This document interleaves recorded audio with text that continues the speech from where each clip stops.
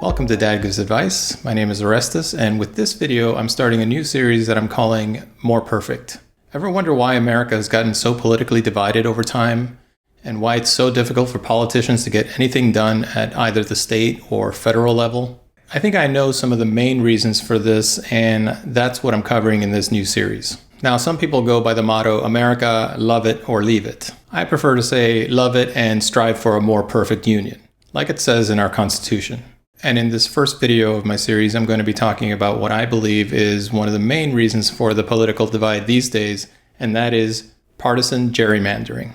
Gerrymandering is when one political party draws district boundaries that favor themselves over the opposing party. The creation of political districts happens at the state level, and some states have laws that require boundaries to be drawn in a nonpartisan way using nonpartisan or bipartisan committees. But many states allow the majority party to draw boundaries in whatever way they see fit. This is where the problem begins, because those districts determine how many representatives from each party end up getting elected to either the state House and Senate or the U.S. House of Representatives. There is some judicial review in the district creation process, but historically this has not been enough to curb some major abuses. Both major parties in the U.S. have done this in the past, so there are no innocent parties here. The negative results of gerrymandering are at least twofold. First, it can result in a situation where a state that has a majority of voters from one party or about evenly split voters from either party can have a set of representatives that don't match that split. They can actually have a set of representatives that is very different from how the electorate itself is split up,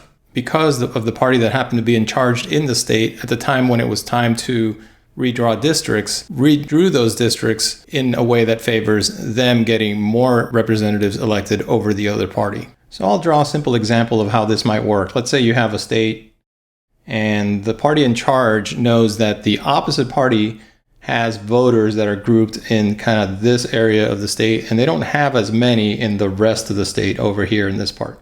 So what they'll do is, let's say if they have 5 districts in the state, they will make sure that they'll do, let's say, 2 districts here and include the majority of the other party's voters in those districts, and they'll do the other 3 districts over here. And as a result, you may end up with like 55% of the voters, the entire voters in the state, in these 2 districts, and the rest in these 2 districts. But the way that the districts were drawn and the way that the voters were split up, you end up getting 3 seats going into Congress from this side of the state and 2 coming from the majority of the state. And that's how gerrymandering works overall. Now, some states, of course, have many more districts, and this problem gets multiplied. And in some states, you might have 12 representatives from one party and 4 from the other, when the split should be a lot more even than that. This effect will impact United States House races and state Senate and House races, because those are impacted by districts.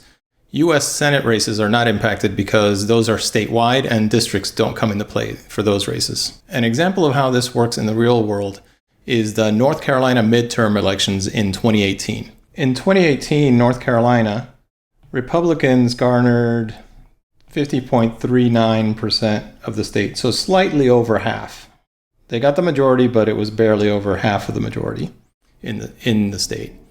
But with gerrymandered districts in place, they were able to garner nearly 77% of the available seats.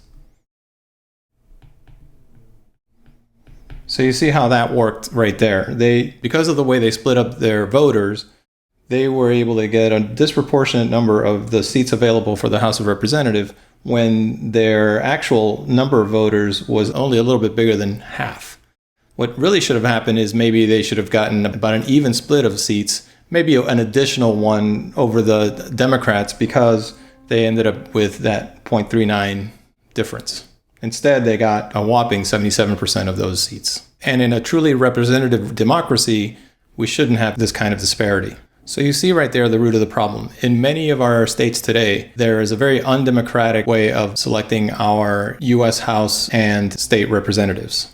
Politicians are picking their voters rather than voters selecting their representatives. The second and even more insidious problem with gerrymandering is that the districts that are being created like this are going to be very blue or very red. Because the demographics of these districts have been tweaked so much, you end up with voters with more and more extreme views being grouped together into these gerrymandered districts, rather than a more representative cross-section of Americans with more moderate views being grouped together. This is a huge problem because when a seat is either safely red or safely blue, there's almost no way for one party to compete for it. The resulting dynamic is that the person who holds a seat is more likely to be defeated by a person from his or her own party who is more extreme than they are. It's a safe seat for the party, so they're likely to win the general election.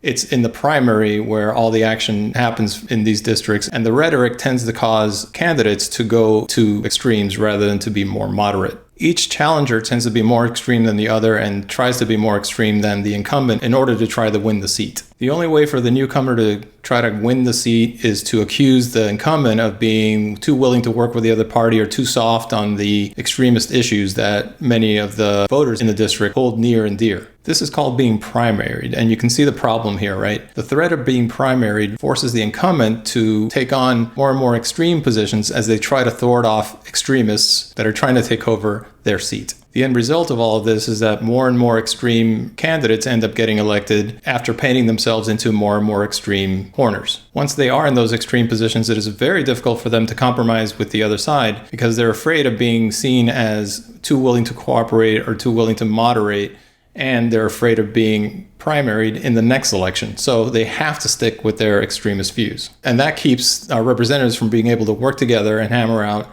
compromise solutions, which is the way that our government was designed to work. It was designed to work by having people from different and opposing points of view come together and hammer out compromise solutions. In today's system, the rest of us Americans are left with a dysfunctional political system in which major issues can't be resolved because compromise is too hard to find. The entire system fails if our political leaders are not able to come to reasonable, middle-of-the-road solutions to solve our biggest issues. And poll after poll and study after study has shown that the majority of Americans are somewhere in the middle and are more willing to accept compromise solutions rather than watch extremists bicker on either side and get nothing done. Gerrymandering has been around since before the official founding of the nation, but it's time to end it before it divides us even further. In my opinion, the only way for us Americans to fix this problem as it is currently is to support and vote for politicians who pledge to eliminate gerrymandering at every level, the state and federal, and enact laws that require districts to be drawn by nonpartisan committees with judicial oversight. Until we have that, gerrymandering will continue to drive the incentives of our politicians towards more extreme positions and away from working with the other side on meaningful solutions. For a more perfect union, we need to reverse this divisive trend of gerrymandering. Let me know if you have any questions or comments on this topic, or if you have any other topics you'd like me to cover. Thanks for watching and have a great day.